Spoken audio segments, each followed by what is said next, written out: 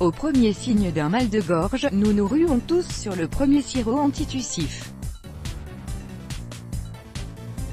Mais connaissons-nous la nature de sa composition? Bien qu'ils puissent paraître efficaces, les sirops antitussifs peuvent faire plus de tort que de bien et deviennent de plus en plus pointés du doigt. Fort heureusement, il existe, dans nos cuisines, des aliments que nous pouvons utiliser comme remède naturel pour calmer la toux, soulager les symptômes d'un rhume et le soigner. La toux, réflexe de défense avant toute chose. Il faut savoir que la toux est un mécanisme essentiel qui a pour objectif de protéger les voies aériennes. Elle élimine les sécrétions, les impuretés, les microbes et les particules et peut être révélatrice d'une infection bactérienne ou virale des voies respiratoires. Sans ce réflexe naturel, notre corps serait victime d'un certain nombre d'irritations inflammatoires, d'irritations chimiques ou mécaniques, d'infections, ou d'allergies. Les médicaments antitussifs peuvent être dangereux mais soyons réels. La toux est agaçante et peut devenir douloureuse si elle est chronique. Bien qu'elle soit passagère parfois, nous ne pouvons pas rester les bras croisés et attendre. Saviez-vous que nous n'avons même pas besoin de certains médicaments contre la toux pour la soigner? Certains sirops contre la toux en vente libre contiennent des ingrédients qui réduisent chimiquement la congestion et ont un effet direct sur la fréquence cardiaque. Les sirops à base de dextrométhorphane, de pseudoéphédrine chlorhydrate et d'éphédrine suppriment les symptômes de la toux, mais à un coût. Ces produits chimiques sont connus pour interagir avec d'autres médicaments et avoir de graves effets secondaires. Comment apaiser la toux naturellement? Découvrez ce remède contre la toux entièrement naturel, qui est non seulement délicieux, mais contient des ingrédients qui sont connus pour renforcer la fonction immunitaire et favoriser le rétablissement. Ingrédients: 100 ml d'huile de noix de coco, 100 g de miel brut, une pincée de cannelle de Ceylan. Instruction: fouettez l'huile de noix de coco jusqu'à ce qu'elle soit mousseuse.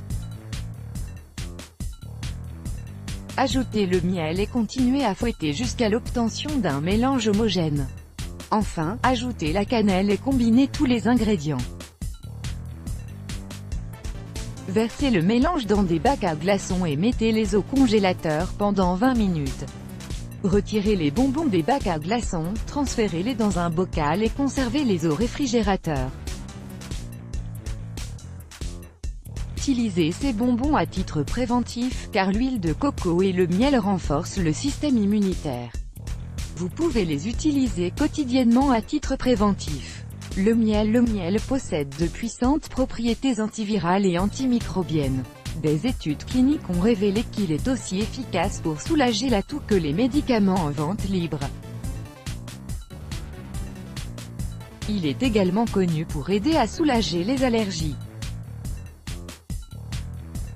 De plus, prendre quelques cuillerées à thé de miel avant la saison des pollens peut être efficace pour renforcer votre immunité. Huile de noix de coco. L'huile de coco est riche en antioxydants et contient de l'acide laurique, antibactérien et antiviral. Elle peut être utilisée pour aider à prévenir les rhumes en renforçant le système immunitaire.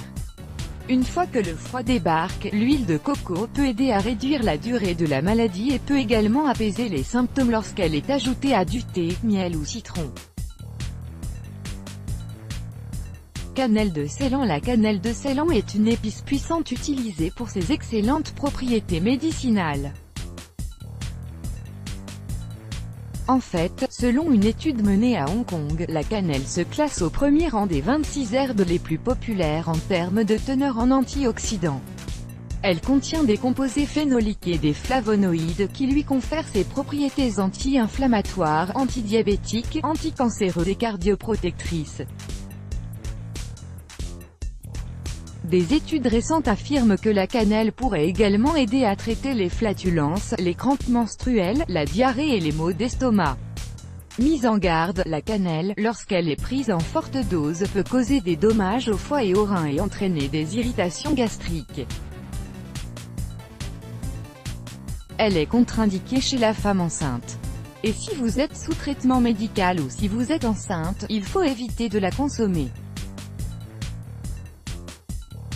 Ne donnez pas de miel aux enfants de moins d'1 an car cela risque de provoquer le botulisme infantile. Il est fortement conseillé de choisir une huile de noix de coco extra vierge de préférence écologique pour éviter les substances toxiques contenues dans les huiles raffinées. Let's block ADS ou